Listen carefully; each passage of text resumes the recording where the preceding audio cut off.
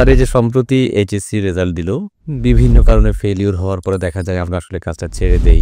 তো হতাশা থেকে একেবারে কুইকলি রিকভার করে স্বাভাবিক জীবনে ফিরে আসার জন্য আসলে তার কি করা উচিত? একটা মানুষের অনেক টাকা থাকবে, বাড়ি থাকবে, গাড়ি থাকবে, এটা হচ্ছে সফলতা। আমি সফলতাকে ওইভাবে ডিফাইন করি না।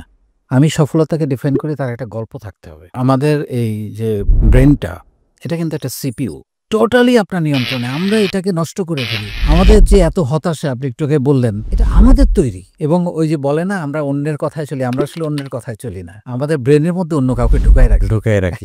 জীবনে এমন কোন মুহূর্ত যেটা আপনার খুব বেশি মনে পড়ে যে ওই ফেলিউর থেকে যদি আপনি ঘুরে দাঁড়াতে না পারতেন, আজকের জায়গাটায় এই কন্ট্রিবিউশনের জায়গাটা, সোশ্যাল অব্লিগেশন ফুলফিল করার জায়গাটা আপনি আসতে পারতেন না? আমার জীবনে আমি আজকে ইকবাল বাহার, তার মূল কারণ হচ্ছে আমার বাবা।